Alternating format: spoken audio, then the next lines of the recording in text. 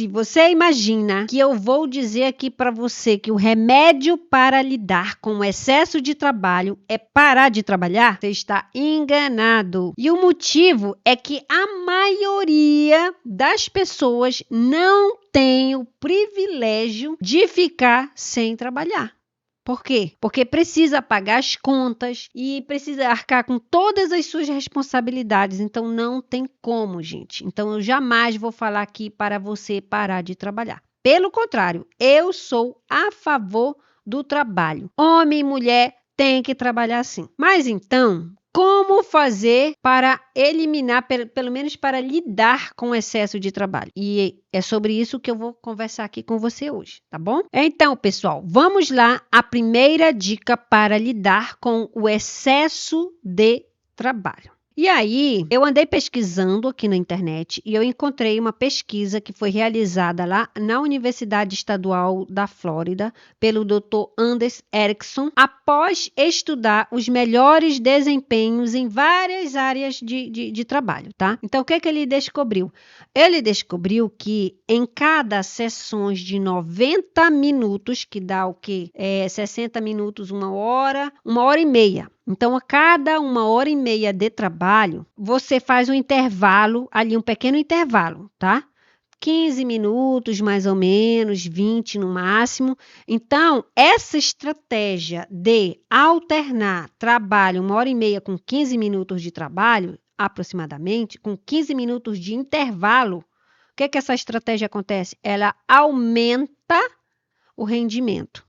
E é interessante isso porque a maioria dos empregadores, eles não compreendem isso. Então, o que eles querem? Eles querem que o seu agregado lá, o seu empregado, ele entre, digamos, 7 horas. Ou vou colocar 8 horas aqui. Então, o agregado dele entra 8 horas, ele quer que saia meio-dia direto. Então, não tem condição. Por quê? Porque no decorrer do trabalho, do time, vai ter o que? Tensões musculares, vai ter uma tensão mental muito grande, entendeu? Então, cansaço. E isso não é produtivo, isso rebaixa a criatividade, a produtividade de uma maneira geral. Só que aí eu tenho um comentário para fazer também, porque a gente tem que ver o ponto de vista do empregador também, porque tem pessoas que são tipo pessoas abusivas.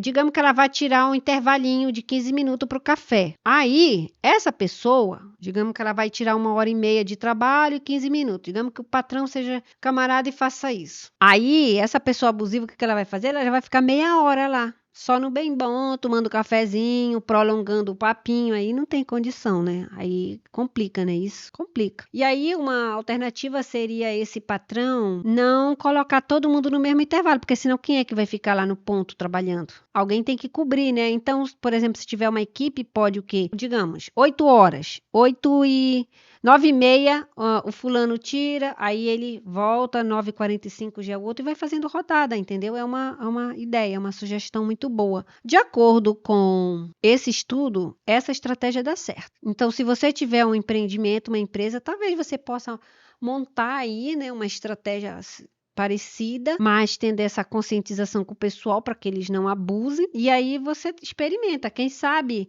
não é um investimento que sabe dar certo mesmo. E aí, né, ao invés de você achar que vai perder dinheiro, você vai ganhar dinheiro com a produtividade. E no caso que você que está muito cansado da sua rotina, etc., tire pequenas pausas. Você que trabalha em home office, você que trabalha sozinho, tira ali 10 minutos, tira 5 minutos, dá uma descansadinha e volta. É muito bom isso aí. Agora, pessoal, continuando aqui com a dica de como lidar com o excesso de trabalho, vamos lá. Delimite o seu território de trabalho. E esse território, eu estou dizendo que um território pode ser espacial, ou seja, no sentido de que, por exemplo, o local do trabalho é do trabalho. Evite levar trabalho para a sua casa. E, da mesma maneira, evite levar problema da sua casa para o trabalho. Separe os territórios. Bom, tá. Mas aí tem profissões que, às vezes, a pessoa leva trabalho para casa. Como, por exemplo, professor, advogado. Pode acontecer de levar trabalho para casa. E outras profissões mais.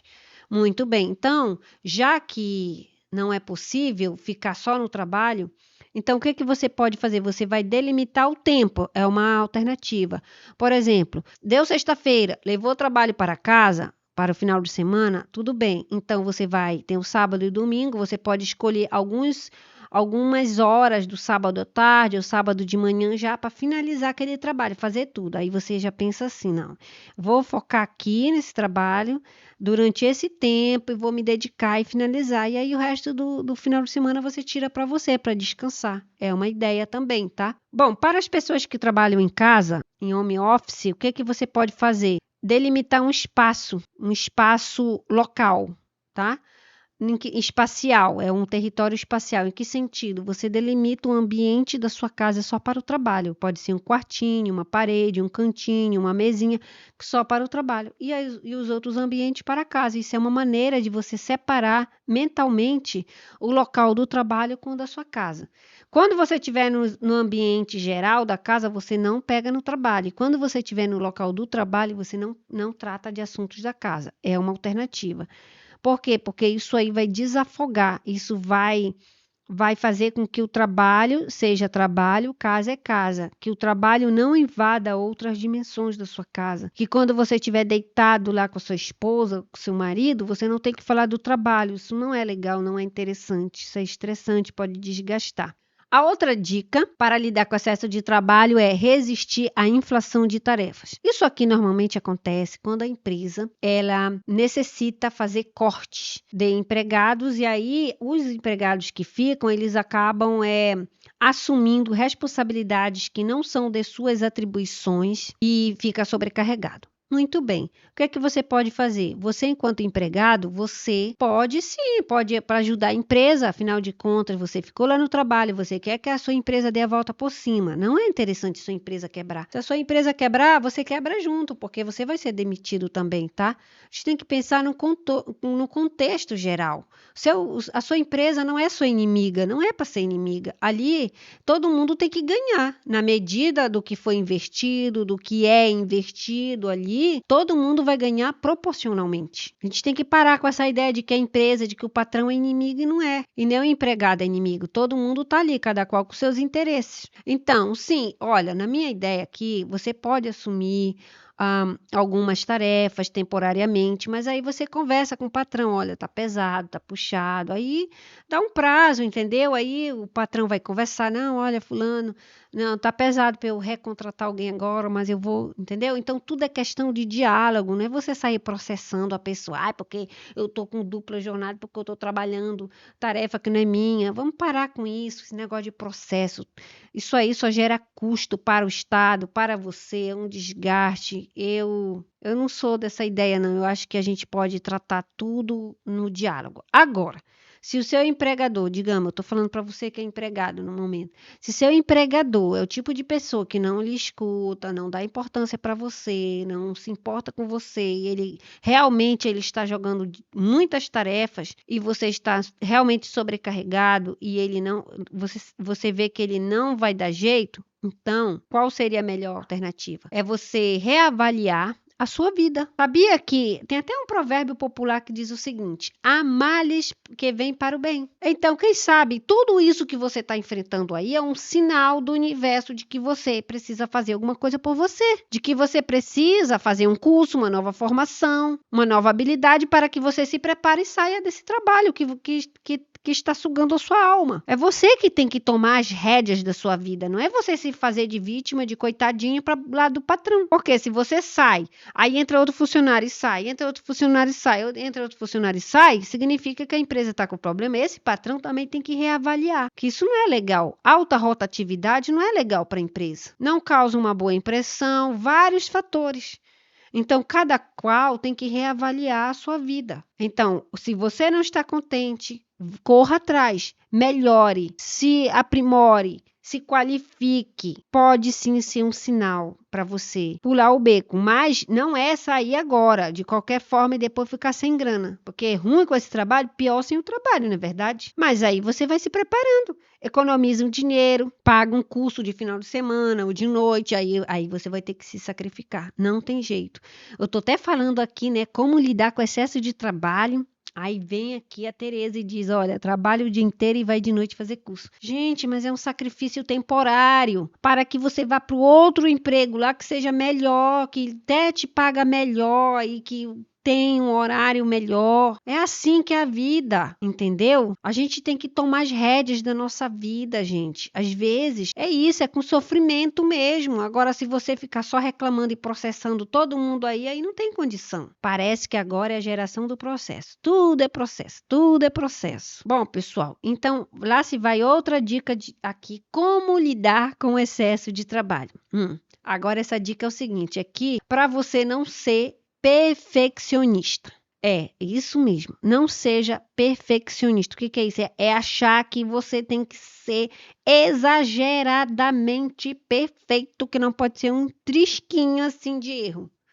Isso aí só vai causar estresse emocional e mental. Porque você não é perfeito, você não vai fazer tudo de maneira perfeita, você tem suas falhas, você tem seus pontos fortes? Tem, mas você também tem seus pontos fracos e é importante você ter consciência e aceitar que você não é perfeito. Perfeito só Jesus Cristo mesmo. Nós humanos, fora de cogitação, tá? E isso vai te dar um alívio, vai tirar esse peso das tuas costas. Eu já tive colegas de trabalho que se cobravam demais. Eram pessoas incríveis, mas se cobravam demais. Entrou em estafa mental, sabe? Complicado. Pessoa adoece, adquire pressão alta, um monte de problema aí, gastrite e complicado. Como lidar com excesso de trabalho? Outra dica, poupe dinheiro. E o que tem a ver dinheiro com estresse de trabalho, com excesso de trabalho? Gente, tem tudo a ver. Por quê? Porque você tem que poupar um trocado todo mês. Nem que você ganhe pouco, mas você tem que poupar. Nem que seja R$50, R$40, R$30, seja o que for, R$1.000. Independente de quanto você ganha, você tem que poupar um percentual, uma partezinha e botar numa reserva de emergência. Por que você tem que fazer isso?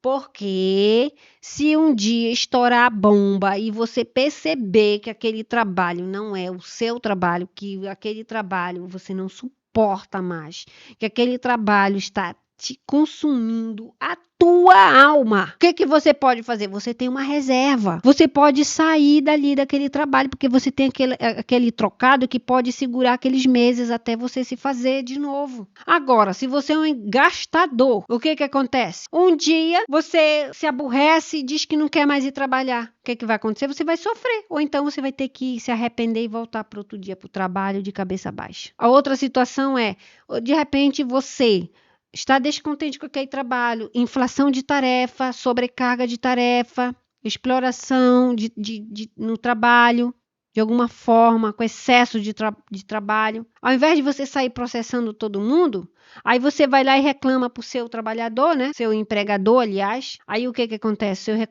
Seu empregador manda você embora porque não gostou de ouvir. E aí, como é que você vai se manter? Então, gente, se você quer lidar com excesso de trabalho, poupe o seu trocado.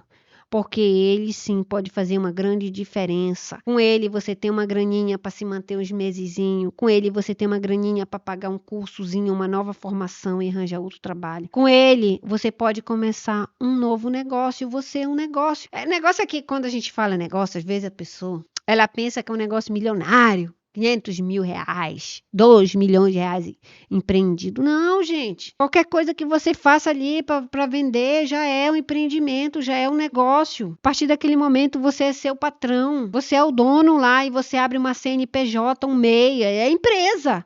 É sua empresa, entendeu? Se você tiver um trocado aí, você abre. E já começa. E você não vai ter que fazer empréstimo, se aperrear com o banco com juro alto. Então, tudo isso são formas de você lidar com excesso de trabalho.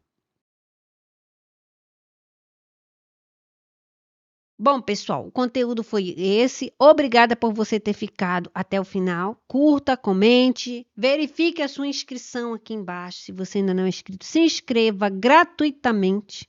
E vamos que vamos. Até o próximo conteúdo. Tchau!